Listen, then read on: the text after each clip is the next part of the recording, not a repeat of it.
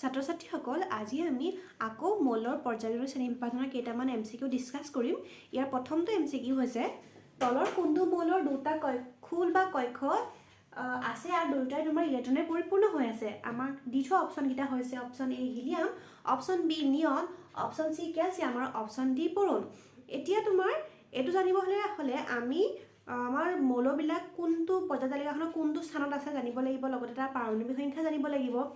এতিয়া আমি যদি চাওঁ নিয়নৰ তোমাৰ ইলেক্ট্ৰনীয় বিন্যাসটো কি, প্ৰথমতে আমি জানিব লাগিব তাৰ পাৰমাণৱিক সংখ্যা কি। তাৰ পাৰমাণৱিক সংখ্যা হৈছে তোমাৰ 10 আৰু তাৰ তোমাৰ ইলেক্ট্ৰনীয় বিন্যাস হ'ব 2.8। এটা যদি চোৱা যে আমাৰ বহিঃকক্ষটো ইলেক্ট্ৰনে পৰিপূৰ্ণ হৈছে আৰু এইটোতো তোমাৰ ইলেক্ট্ৰনে পৰিপূৰ্ণ হৈ আছে, গতিকে আমাৰ কুৱেশ্যন নম্বৰ 1ৰ শুদ্ধ উত্তৰটো হ'ব অপশ্যন বি। এতিয়া যে আমি কুৱেশ্যন নম্বৰ 2 লৈ কুৱেশ্যন নম্বৰ 2 দি থোৱা আছে 17 বৰ্গৰ কোনটো মৌল অতি সক্ৰিয়। আমাৰ অপশ্যন এটা দি থোৱা আছে অপশ্যন এ অক্সিজেন, বি টো তোমাৰ ছডিয়াম, চি টো দি আছে ফ্ল'ৰিন আৰু ডি টো দি থোৱা আছে মেগনেছিয়াম। আমি প্ৰথমতে জানিব লাগিব যে 17 বৰ্গৰ মৌলনো কোনকেইটা। আমাৰ 17 বৰ্গৰ মৌলকেইটা হৈছে তোমাৰ ফ্ল'ৰিন, ক্ল'ৰিন, ব্ৰমিন, আয়ডিন আৰু এচিটাইন। এতিয়া তোমাৰ 17 বৰ্গৰ মৌলৰ অতিশয় সক্ৰিয় মৌলটো হ'ব আমাৰ ফ্ল'ৰিন, কাৰণ বাকীকেইটা মৌল আমাৰ 17 বৰ্গৰ মৌলত নপৰে।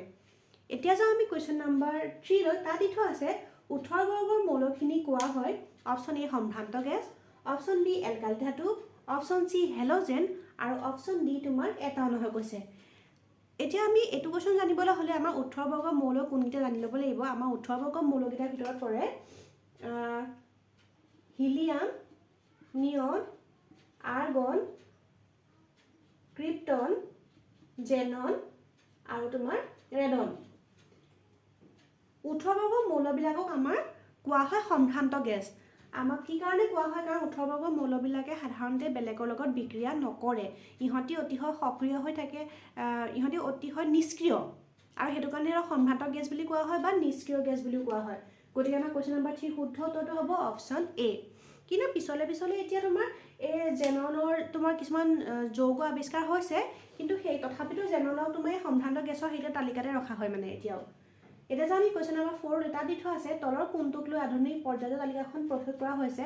অপশ্যন এ পাৰমাণৱিক ভৰ, অপশ্যন বি পাৰমাণৱিক সংখ্যা, অপশ্যন চি নিউক্লিয়নৰ সংখ্যা আৰু অপশ্যন ডি এটাউন হয়।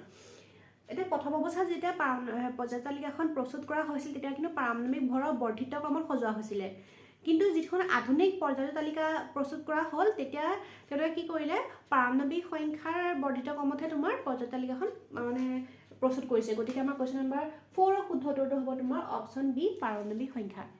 এতিয়া যাওঁ আমি কুৱেশ্যন নম্বৰ 5 বুলি, কুৱেশ্যন নম্বৰ 5ত দিয়া আছে পৰ্যায়বৃত্ত তালিকাৰ বৰ্গ এটাত ওপৰৰ পৰা তললৈ যাওঁতে ধাতৱীয় ধৰ্ম কিদৰে পৰিৱৰ্তন হয়। আমাৰ অপশ্যনকেইটা দি থোৱা আছে অপশ্যন এ খোলৰ সংখ্যা বঢ়াৰ লগে লগে কমি যায়, অপশ্যন বি নিউক্লিয়াছৰ পৰা বহিঃকক্ষৰ দূৰত্ব বঢ়াৰ বাবে বাঢ়ি যায়, অপশ্যন চি বাঢ়ি যায় কাৰণ যোজক কক্ষত নতুন মৌল সংযোজিত হয় আৰু অপশ্যন ডি এটাউন হয়।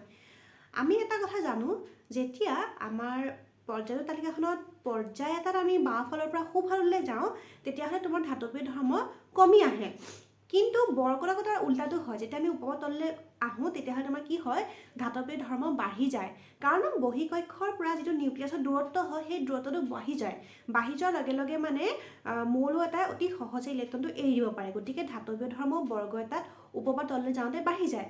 গতিকে আমাৰ কুৱেশ্যন নম্বৰ 5ৰ শুদ্ধ উত্তৰটো হ'ব অপশ্যন বি।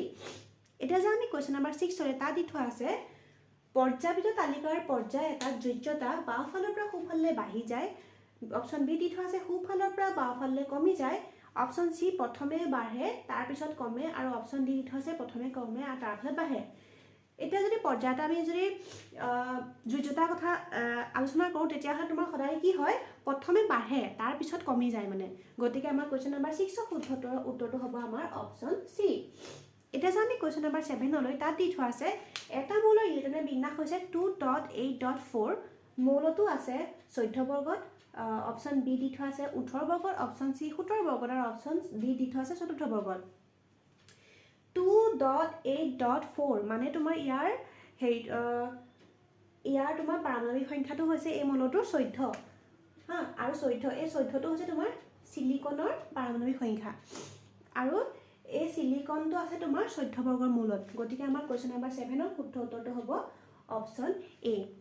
আজি আমি এইকেইটা MCQ ডিছকাছ কৰিলোঁ। আকৌ আমি নতুনকৈ মই ভিডিঅ' বনাম বেলেগ চেপ্টাৰ লৈ পেলাই। তোমালোকে যদি ভিডিঅ'টো চাই ভাল পালা লাইক কৰিবা আৰু চেনেলটো ছাবস্ক্ৰাইব কৰিবা।